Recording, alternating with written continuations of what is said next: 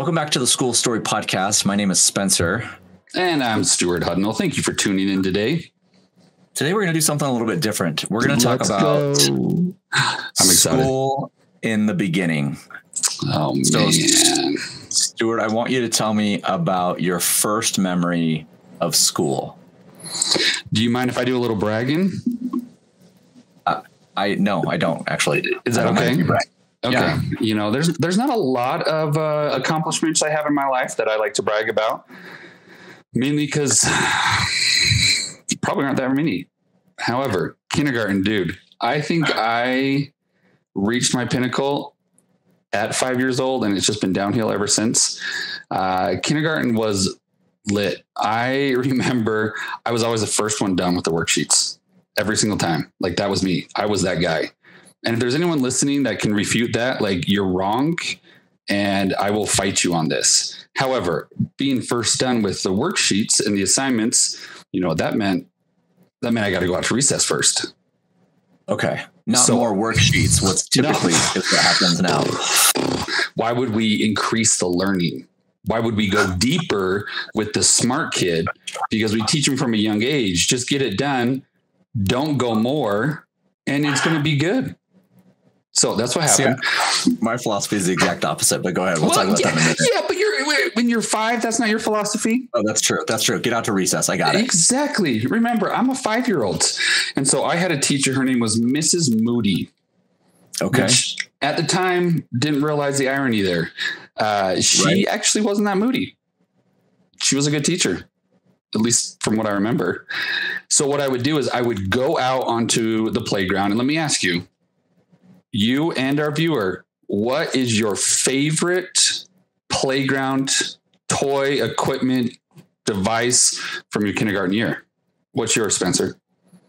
Do you remember? Yes, it was this massive old school metal slide that there was just stairs up and stairs down. And it was metal, which I think about now. And I have a story later when we get into that, but it's not about today's podcast, where I got suspended for the first time, which will be another episode that comes up later that has to do with that slide. But lots of metal suspensions. Yeah. Metal slide. Did it get hot where you'd burn your butt? Or is that going to ruin the story? That's not going to ruin the story, but yes, it would get hot where you would burn yourself. Fair enough. My favorite toy equipment on the playground, you can't find it anywhere anymore. Because remember, this was like late 80s, early 90s, and those were wild times, if I can quote Bluey.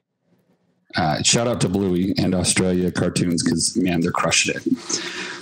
They were a wild time. We didn't wear helmets. I don't think we wore helmets. Anyway, whatever, right? Like, it didn't matter. So I run out, and I'm heading out, and I am heading to, and you guess what it is? Merry-go-round. Yeah. I know. The grass is dug out and the dirt's dug out, or the chips or the wood is all dug out. I know exactly what you're talking about. Yeah. So what we would do is we'd run out to the merry-go-round, because that was the best. And I want to say we had a separate playground as kindergartners. Probably. But I don't know. Or a different time. There wasn't sixth graders and kindergartners on. No. Yeah, at the same time. That doesn't happen. That doesn't happen. For those of you out in podcast land, I am a late birthday. I am born in August and started when I was 5 and had been 5 for like a week or 2. So very young. And not only that, us Hudnalls, late bloomers. I know it's hard to believe with this luscious beard. And if you're in podcast land, sorry, you're gonna have to hop over to YouTube, because you're gonna see the beard. It's also been a handlebar mustache. It's been numerous things. It's hard to believe, but I was a very late bloomer. So I was a very small kindergartner. I was young, late bloomer. I didn't lose my first tooth till 2nd grade, at least. Anyways, that's another story for another day. So heading back to the favorite toy, the merry-go-round. We would run out there, and for whatever reason, my biggest memory of that merry-go-round was, just like you said, I would dig out the chips, the wood chips, and I would get under the merry-go-round while they were spinning it. Yeah, That's brave. I would use a different S word. Stupid. Yeah. That's stupid. Yeah. Silly is what I was thinking, but yes, stupid as well. And I would get under the merry-go-round. Don't know how, no injuries. And I'm sure there was recess people watching. What adult is letting the kindergartner dig under the merry-go-round? Yeah, I still think that recess people are not watching. Well, no, and in their defense, there's a lot going on.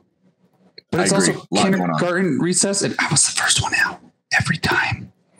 So was there really that much to keep track of?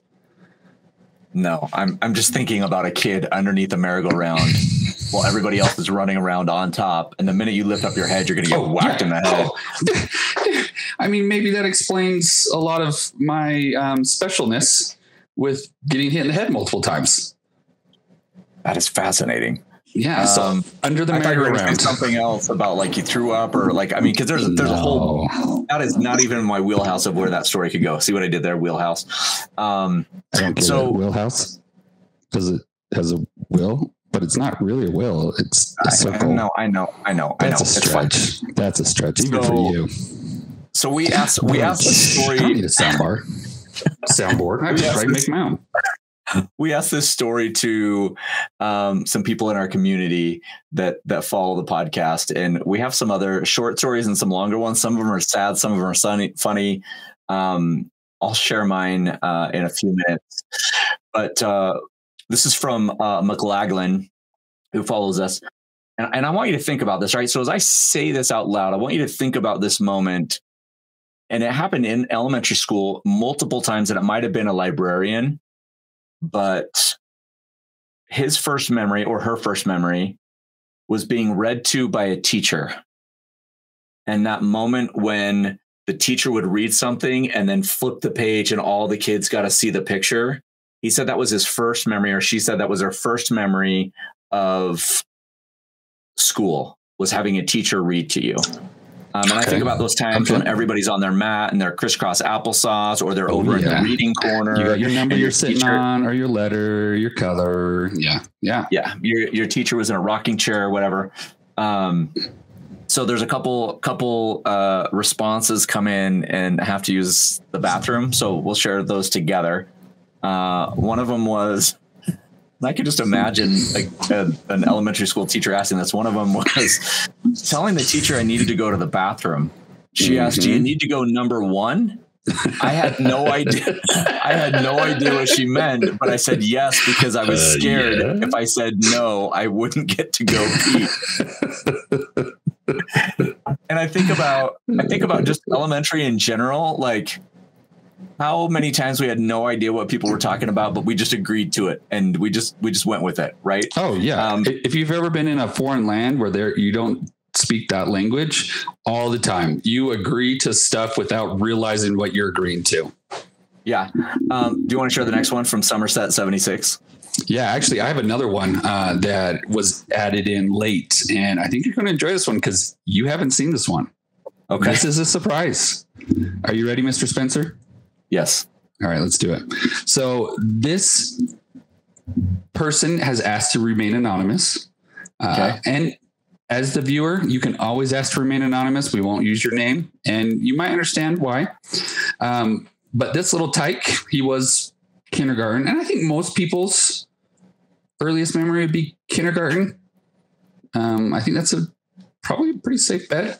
Anyways, it's his first day of kindergarten, very first day. And he was bubbling over with excitement. Backpack looked like it could carry a small elephant, and my sneakers squeaked with every step. You remember the squeak in sneakers? Oh, yeah. Mrs. Jenkins was his kindergarten teacher. He called her a very kind-hearted teacher, greeted us with a small, warm smiles, and led him to their itty-bitty desks. I love the kindergartner desks. They are the cutest little things in the world. They are just teeny. So he says, as the morning went on, I felt a growing urge to visit the bathroom, but there was a hitch. I was too shy to ask Mrs. Jenkins in front of all my new classmates. So I concocted a brilliant escape plan. I'd sneak out when she wasn't looking. And to the 5-year-old, that's genius, right? I mean, I'm just going to escape when she's not looking and run to the bathroom. So he tries to be all stealthy and all sneaky, and he tiptoes the classroom door. However, and he says, my heart pounded in my chest as I tried to make a clean getaway. But alas, my cunning plan fell apart when my Velcro sneakers chose that moment to make an ear-piercing rip sound as I pulled my foot away from the floor. So the Velcro unvelcroed. You all can hear it in your head, right? You all hear that noise. So the entire class whips their head around to look at him. And they're confused. They're like laughing, like, okay, the kid's sneaking off. And Mrs. Jenkins, she's kind of grinning, but she's like, Anonymous, is everything okay? And his face turned as red as a tomato, and he stammered, I need to go potty, Mrs. Jenkins. The whole class erupted in laughter. He couldn't do anything but shuffle down into the bathroom with his half-ripped sneakers still on his feet, Velcro, because he hasn't reached down to fix it. Otherwise, he would have peed his pants. And so she said, of course, Anonymous, just be quick. Waddle. So he waddled to the bathroom, his sneakers squeaking every step of the way. For some reason, that really stuck with him. And he could hear all his classmates laughing behind him. And so once he returned, he got a nickname for the rest of his kindergarten year. Any guess what you think that nickname was? I have no idea. I'm looking for it in the comments and I can't see it. So nope, it's not. This is a surprise. I'm just going to make up the name to go with part of it because it makes it better. Timmy Velcro. He was named Timmy Velcro for the rest of his kindergarten year. And, you know, the thing is, he became kind of legendary for the Velcro name. And he owned it, which is something I think is hard, especially when you're young. You roll with the punches, and instead of being upset and letting them know like you don't like it, roll with it. Like, heck yeah, I'm Velcro and I'm proud of it. I remember the Velcro shoes, and it's funny because you start life with Velcro shoes because you can't tie your shoes, and you end life with your Velcro shoes because you can't tie your shoes. There's a lot of things that are similar. Diapers. All sorts of things. But I see a lot of kids in the vans with the sneakers that have the Velcro too. Yeah. Yeah. And I can't say that I haven't wanted them either. Well, the New Balance, I mean, those are still kind of the dad shoes, but like the Vans, those are cool. I can get behind those. Yeah, that'd be a good business proposition to pull back up again. So here's one that this is Lord Baranoff shared. So this is actually funny. And I'm thinking about like any adult just logically has to make a good decision in this scenario, and not one of them makes a good decision. And I understand there's policies and stuff like that. But so I was driven to and from school by my dad. So this is 1973. So this is a long time ago, right? But this is 1900s. Back before seatbelts, back before a lot of stuff, you know, for those of you that are listening. But so he's like, I knew he was buying a new car that day, but the school didn't have it on the list of parents' cars. Oh boy. So depending on where you went to school, they had a list of cars for the parents? Apparently. So they would not permit me.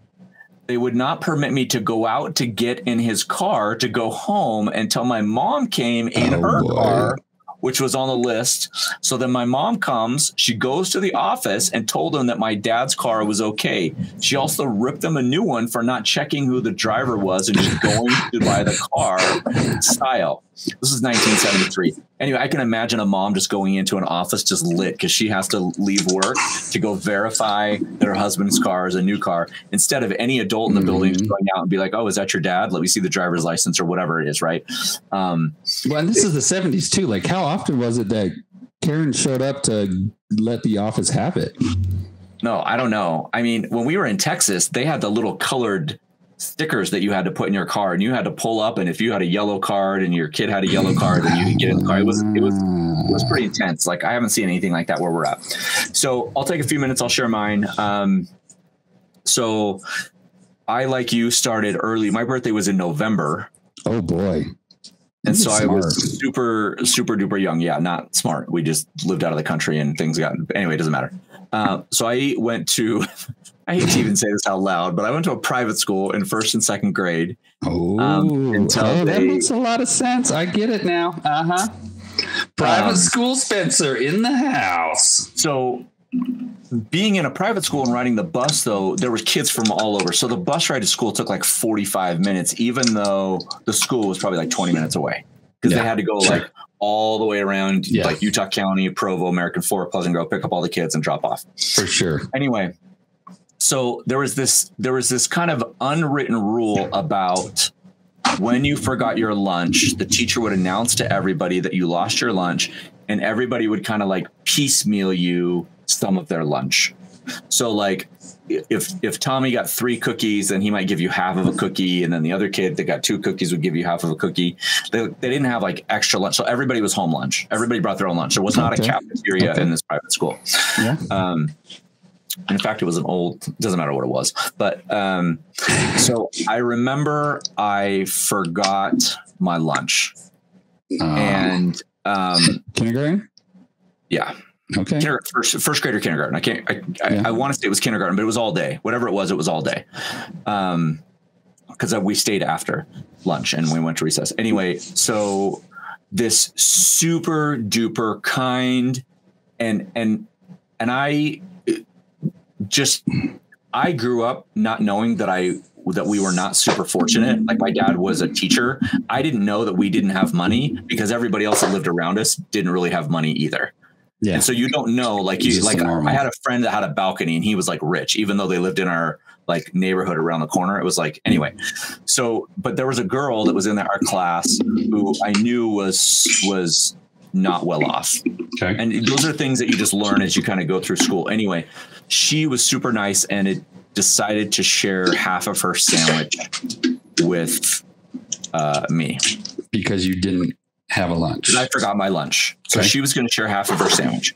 So she shared her sandwich and it was mayonnaise and Brussels sprouts. Oh, no. Only.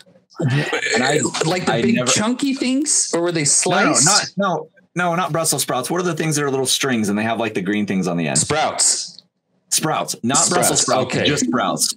Okay. Either way. Yeah. Either way, I did not. I've never eaten sprouts at that point in my life, and I think that's pretty common for most kindergartners. I don't think that's a normal, especially back in the 80s. Well, and I was a jerk about it. I didn't want to take her sandwich, even though she was giving it to me.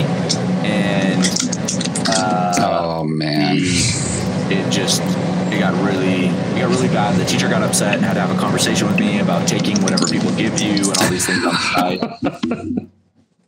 And it was horrible. And I felt bad about it. And I apologized later, I think, or whatever. And she rode the bus home. So I had to sit by her on the bus, on the bus. It was just like this whole big ordeal.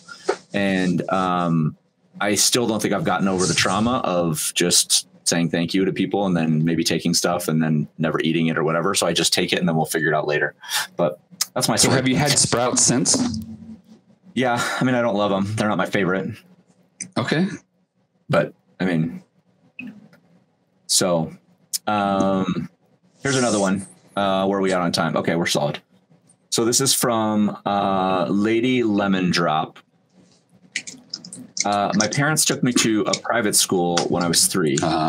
This was just the interview or visiting the school, not actually starting class. So we were shown around. And I remember being completely indifferent to it, right?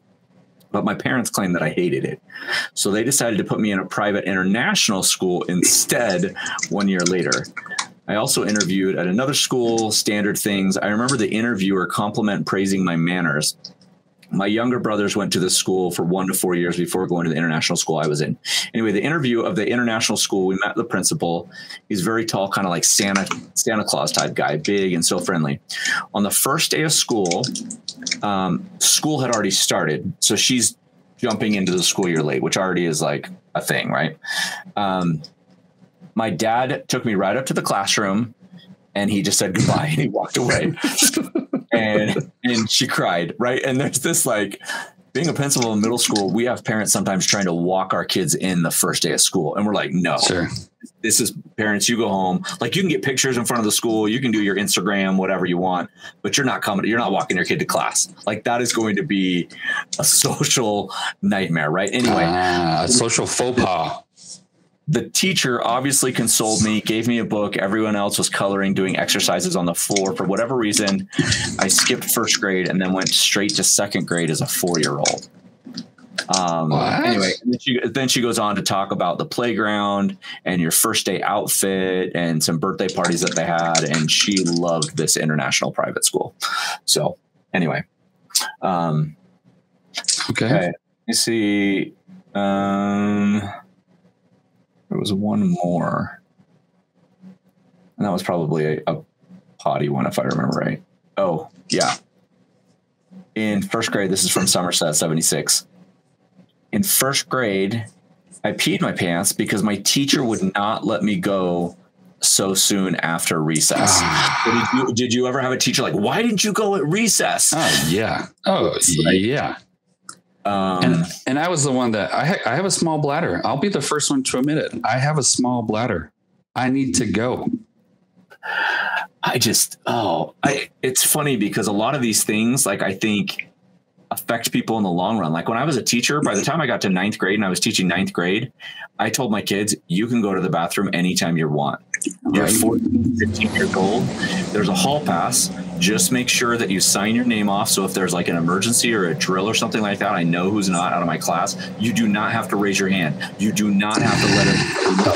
You do not have to make it a public scene, especially if you're a female student, like working on, the menstrual cycle or whatever. It's like, you don't have to ask me to go.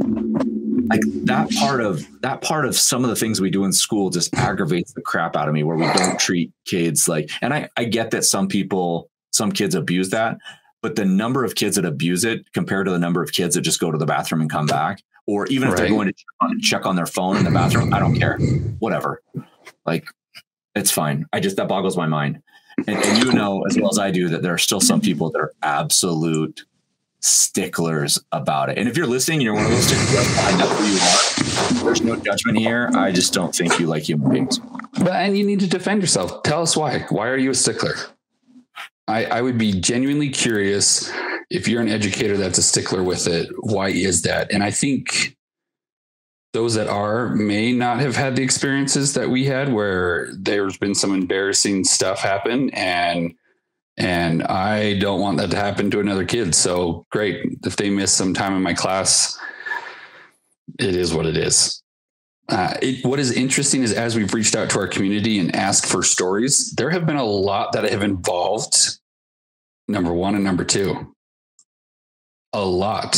In fact, one of my favorites was one day I peed my pants sitting in class. The teacher only allowed 5 minutes to go to the bathroom, and I thought for some reason that was a really short time.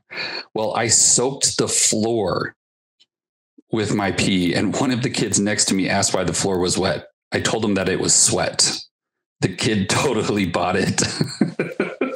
Man, that brings back a lot of memories. Like, there's a lot of stuff that happened in the early years. I remember a girl peed her pants at school, and that girl never let it down. I mean, it followed her for years. Yeah. Any final stories, early memories that you want to share? Yeah, there's one that does not involve number one, number two. Okay. I think it's a good one. So this is from Crino. The teacher put marshmallows on the tips of the branches of shrubs outside. We were allowed to eat as many as we wanted, but we couldn't use our hands. I'm really curious what the lesson was. Any guesses? What would that lesson? I have no idea. And maybe there was no lesson, that she just wanted to feed them marshmallows. Okay. Yeah. Anyways, they ate as many as they could. This particular student ate more than anybody else. Do you know what happened next? I'm going to assume they threw up. Yeah.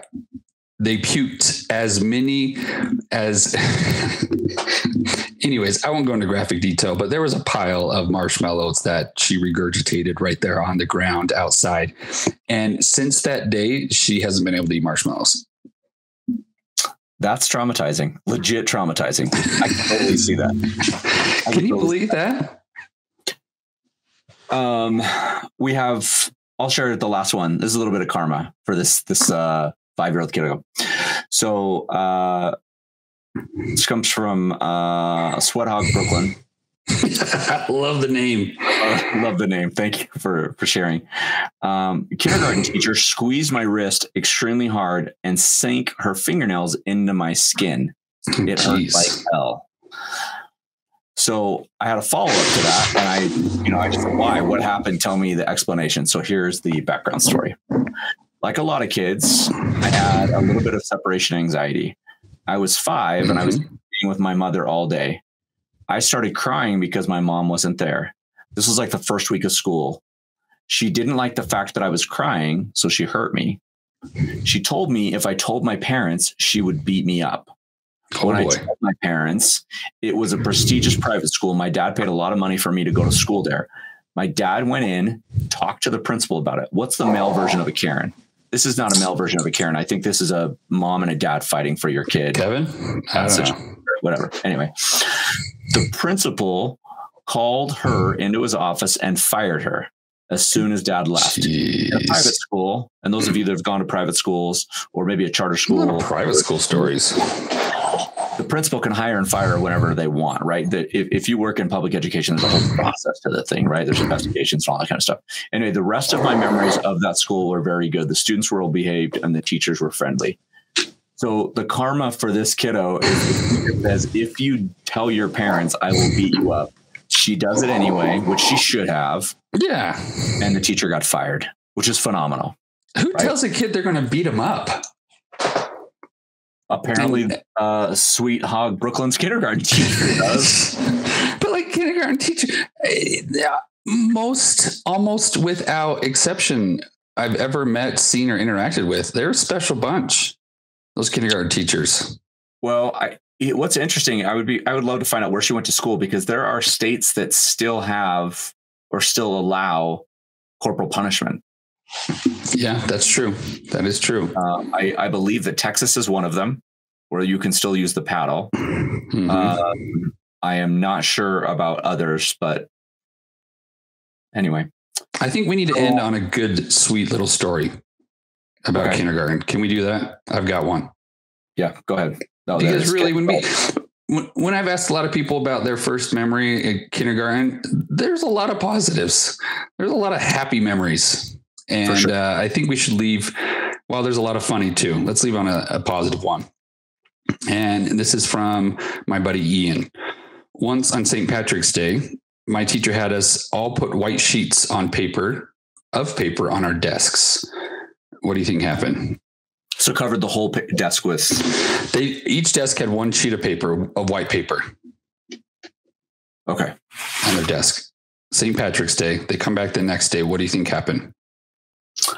I think my camera just turned off, but I think that's a good look for you. They I'm trying to think of what, there was a teacher that I worked with that did something like this. It was like Elf on a Shelf, but the leprechaun version. The leprechaun did something in the room. I don't know what. But exactly. And this was a while ago, right? This is probably pre Elf on the Shelf. So the next day they came back and there were little green footprints all over the papers. And because of that, this Ian swore up and down for years after that leprechauns were real. And no one could convince him otherwise because of what happened in kindergarten and the little green footprints left all over that white sheet. That's awesome. That's awesome. Except when he found out that leprechauns were not real, and then had this spoiler thing, and then hated the teacher after that. But for that time, he loved him. It was a cute idea. Absolutely a cute idea. We are going to do more podcasts like this. We like the humor. We are going to still do some leadership stuff, but this is more fun for us to talk about stories that happen in school, and it involves more people than just educators. So we'll sound out a question maybe it'll be posted in the comments underneath the video for next week or the week after, whatever we do. I really think the next one should be, how many times have you been suspended? Why did you get suspended? Oh boy. What did you do to get suspended? Because I know that you've been suspended. And I've been suspended. And I would love to hear some of those stories from some Have I been suspended? So if you're listening to this, please think about comments. You can email us. The email's on there. You can do whatever you want to communicate. You can send in a voicemail on Spotify. You can comment on YouTube channel. You can comment anywhere. Hit us up. So the question Let's hear is, your stories. Have you ever been suspended and why? Because ultimately this is school story and we want to hear your stories about school.